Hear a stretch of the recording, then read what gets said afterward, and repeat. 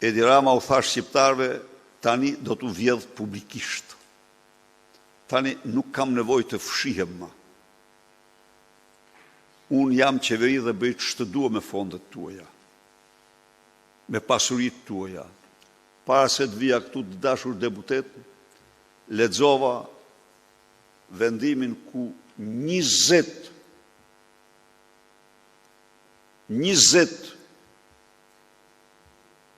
prona që shkonin qindra hektar,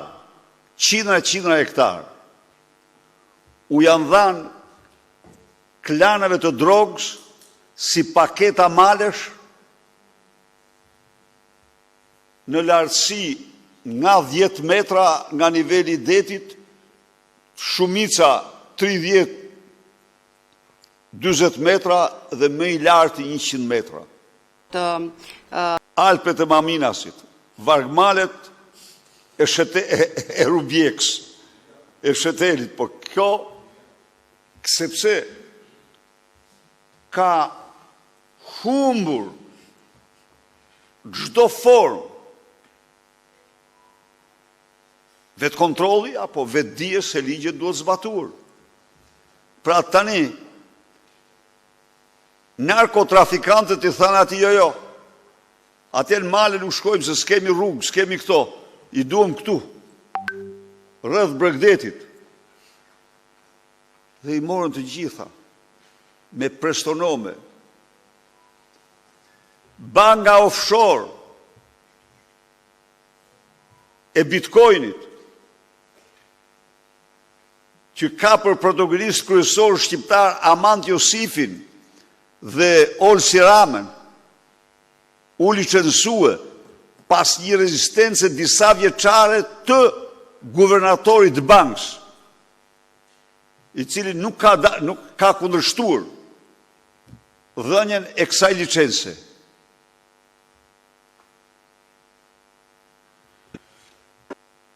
Nuk po ndalem më të... Ju lutem, janë një kushtrim. Shkoni në Korçë sot nga rruga Quku Çapllozës. Janë një kushtrim për ndërgjegjen politike të çdo politikani, të çdo demokrati, të çdo qytetari. Se çdo orë dhe ditë që kalon,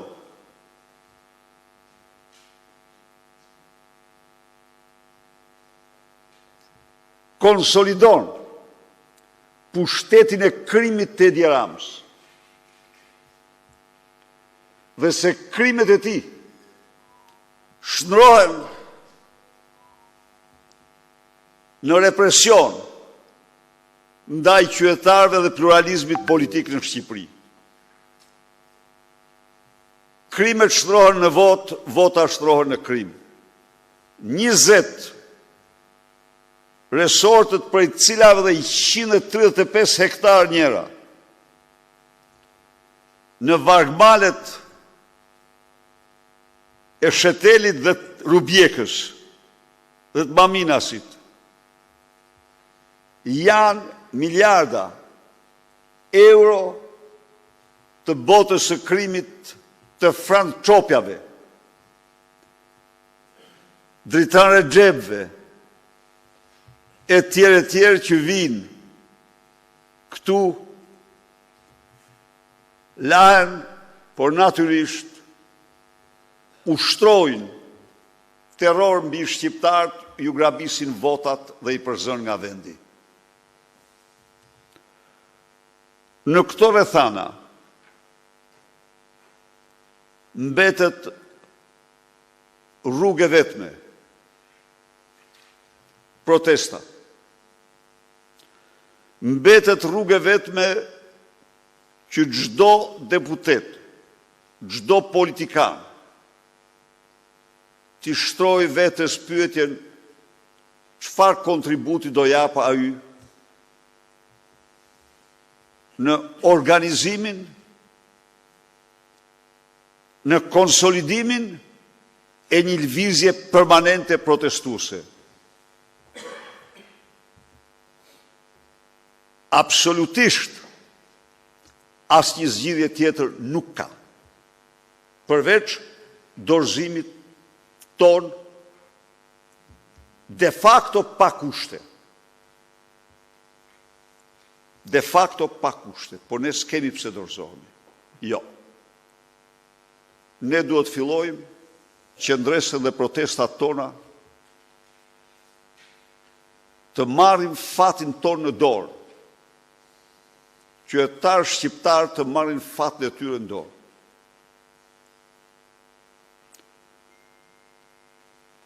Thirrja ime për ju është se cili t'i shtroj pyetjen vetës çfarë mund të bëj më shumë. Dhe çdo njeri prej ne mund të bëj shumë më tepër.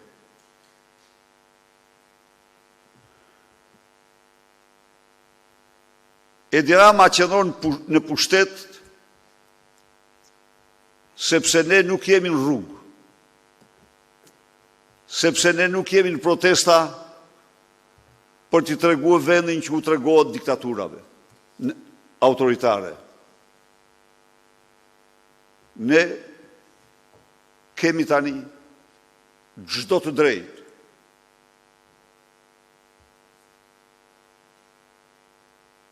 të qëndrojmë në misionin tonë. Të nderuar deputet, është e domosdoshme që në takimet tuaja me qytetarë t'u bëhet thirrje guximtarëve, t'u bëhet thirrje qendrështarëve, t'u bëhet thirrje qytetarëve. Të mos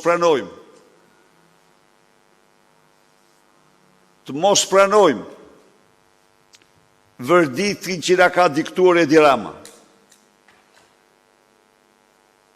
Me fjalë të tjera, të mos pranojmë këtë fat që ai na ka diktuar.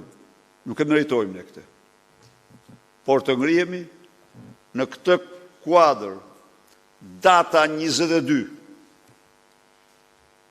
ditë e hënë, 22 dhjetor, ora 6, është fillimi i protestës sonë. Por duhet jemi shumë të qartë. Ne kemi vetëm një rrugë. Protesta, gjerë në largimin e Edi Ramës. Dhe pa protesta të qëndrueshme dhe të fuqishme, siç kanë faktuar diktaturat, narkodiktaturat apo diktaturat, ato nuk largohen. Ne jemi shumë dhe do jemi shumë më tepër.